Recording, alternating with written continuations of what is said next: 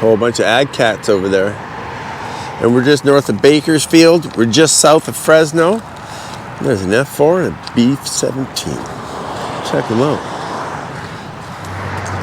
485738 on the tail there. I have a GoPro on a big stick so I can get over this fence.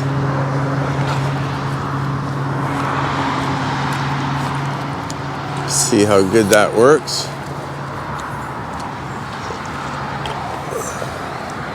Yeah.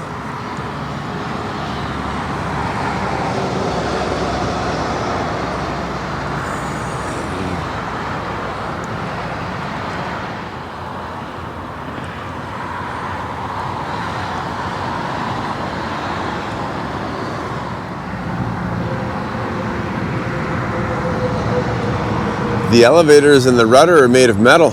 I often see those made out of fabric on the original ones. I don't see an N number on it anywhere. Let's see if we can find out what this one did.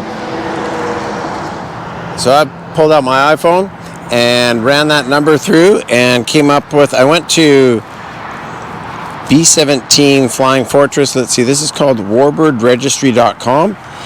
And I got a whole bunch of information off this airplane. It's quite interesting. This aircraft was delivered to the USAAF as... This aircraft was delivered with a serial number 44-85738. It was put on charge on May 18, 1945, and it was taken off of Air Force records on August of 1958. This aircraft was built and it went straight into storage in Syracuse, New York in 1945. It was then transferred to storage at Garden City, Kansas in 1945. It was assigned to Operation Crossroads in February of 1946. It was used as a drone controller for atomic tests in the summer of 1946.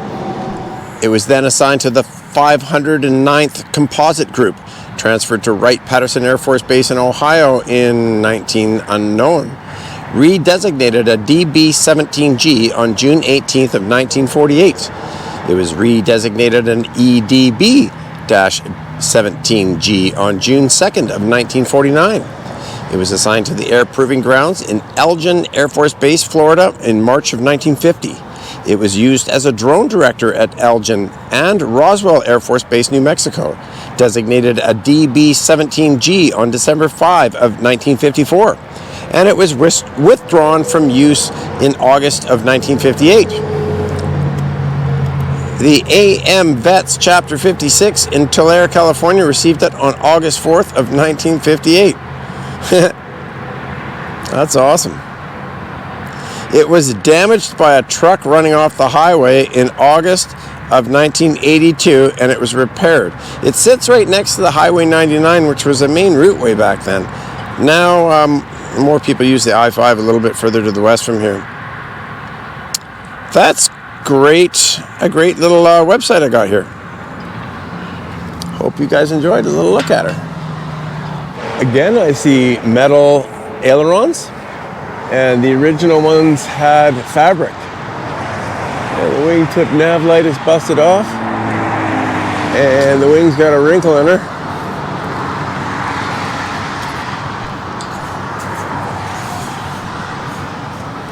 Got a bit of a wrinkle on the wingtip there.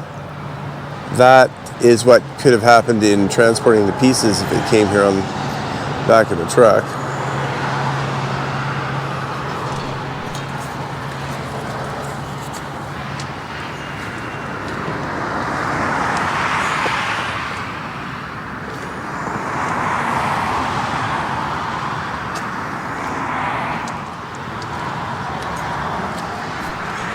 It's a sign right here.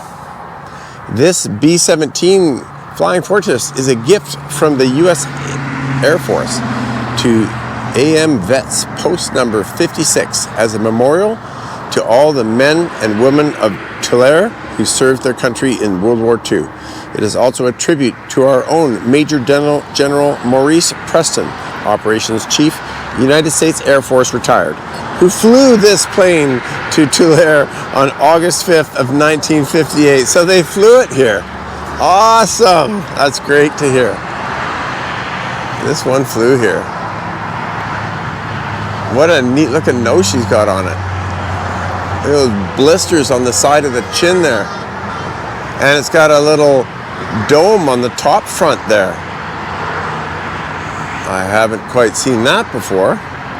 It has quite a large gun tower above the cockpit.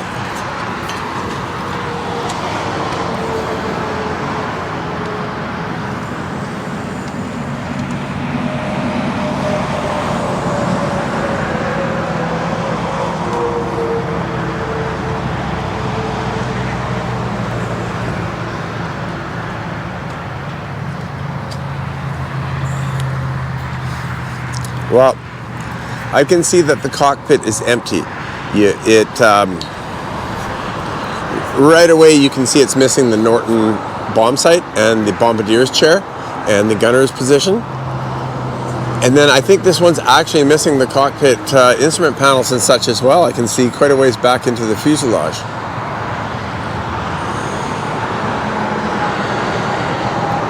But the engines are still on her. She's still got all 4 engines. All 4 props look original.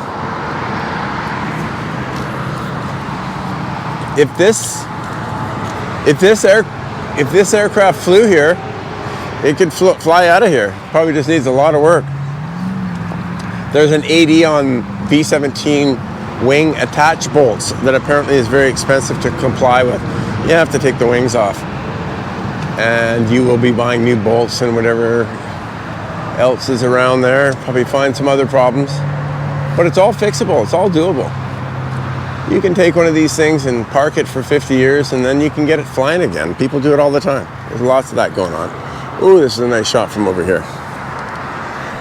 And by the way, we are on our way up the valley here to Atwater, California, where it's the home of Castle Air Base and a very large collection of aircraft. So it's getting towards sundown now. We'll be finding ourselves a hotel up that way, getting some dinner, and tomorrow we'll start our day at the most amazing outdoor airport, Atwater, Castle Air Museum. Oh, this certainly looks like somebody drove into it here and smashed this all up. She looks like most of her is unpainted, but it does look like some surfaces are painted silver, like the rudder and the whole bottom of the tail. But her emblems look nice and fresh, and somebody's keeping her clean. She's got a real wrinkle in the fuselage. I wonder what happened there.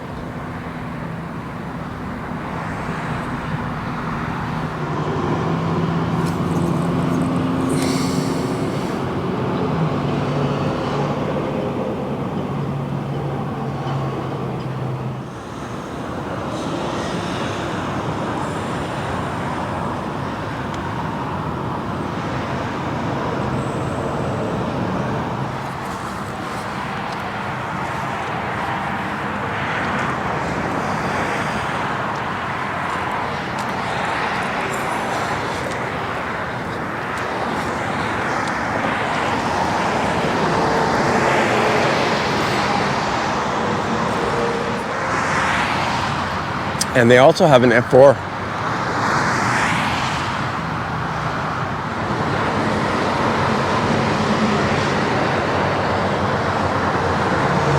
And I can get a number there, 64-912. It's a big plaque here.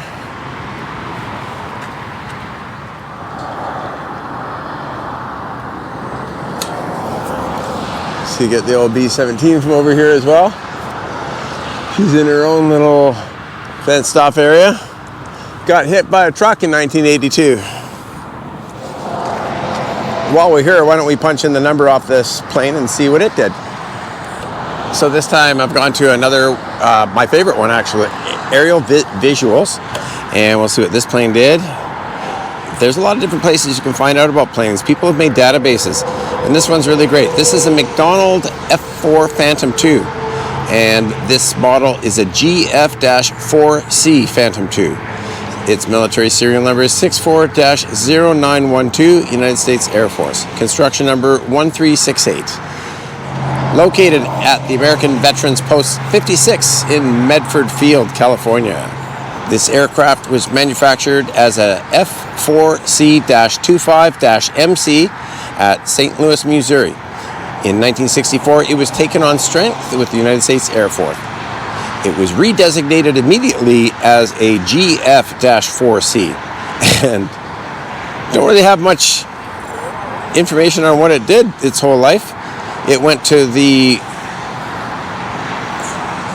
the National Museum of the United States Air Force in Dayton, Ohio, and it went out to the loan program, and here it is. Let's try if I can go to a different website. Let's do better than this one. That sucked. I could not find anything more about this airframe. Usually you can find out what an airframe actually did, and that's kind of my passion. I like to find airplanes in the middle of anywhere and find out what that airframe did. To find out that that B17 on the other side here was actually a part of nuclear tests, and it flew behind another B17 that was radio controlled. It was radio controlling another B17 that flew through the nuclear cloud to measure the detonation and to film it and to measure the radioactivity of it. So all this stuff you find out when you research an airframe model. That's my passion. Thank you very much for watching all the way to the end, and if you want to see more like this is what I do. I tour around, I find airplanes, and I learn about them. It's my passion. Thanks a lot for watching.